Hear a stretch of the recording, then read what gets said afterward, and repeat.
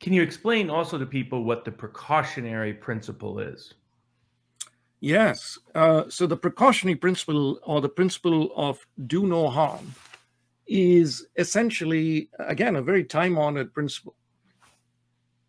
For example, David, you pointed out the fact that Kieran Moore was using the word therapeutics when he was referring to vaccines. Okay. I think I had to splice it 5 times over and over and over again, yeah. because once upon a time we were told that it's a vaccine, and if you say it's not, that's conspiracy theory that can get you booted from social media. And I was flabbergasted to hear him say, to refer to it as a therapeutic. So, I mean, elaborate on what that distinction means in medicine. Right. So a vaccine, by the way, the CDC changed their definition of vaccine midway through this pandemic. But a vaccine traditionally has meant something that prevents infection, something that prevents transmission.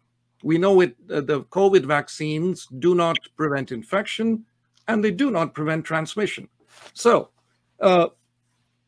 do they qualify as a treatment rather than a prevention? Now, here's where it gets even more murky and corrupt, really corrupt, and I would argue in some cases criminal, because of the fact that the FDA itself defines genetic therapy, which is what the COVID vaccines are.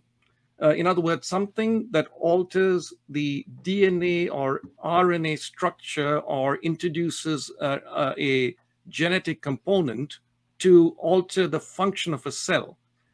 So by the FDA's own definition, this fits under a genetic therapy.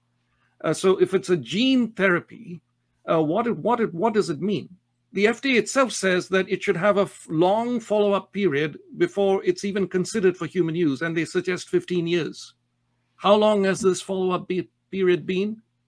6 months, 8 months, So therapy is very different. And so does it work as a therapy? If you think about therapy, you'll have to think about how you can prevent the disease from becoming a very severe disease. So early disease becoming severe disease and hospitalization. Now that's where they suddenly pivoted from the traditional time-honored historical definition of a vaccine as something that prevents infection and transmission. They turned that definition to say that, hey, this is actually a therapeutic. It'll prevent you from getting very sick. That data is very, very suspect, and I'll tell you why. Between the first and the second dose, or 3 weeks after the second dose, they're often called unvaccinated. And we know now the Alberta data, which again they stopped giving us from a few months ago, showed that Alberta is for Robert is one of the provinces. In Alberta, they showed that if you're in that 3-week period after the second dose, your risk of death actually increases. So you leave all that out, and then you say it actually prevents death, is actually, pseudoscience, magic science, not real science. So, Dr. Christian, sorry, just to clarify, when you say within the 3 weeks of the first shot, risk of death increases from COVID or from all causes? From COVID. Okay. From COVID.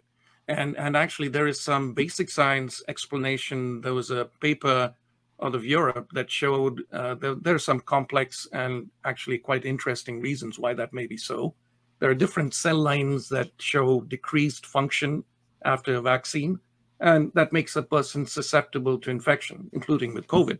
But before we can say that it actually prevents death from this, we have to have a definition of what they mean by fully vaccinated, and how many people have died in between the first and the second dose, after the second dose, and crucially, what is the all-cause mortality? In other words, let's say you take one group here, one group that is unvaccinated, compare it with another group that is fully vaccinated.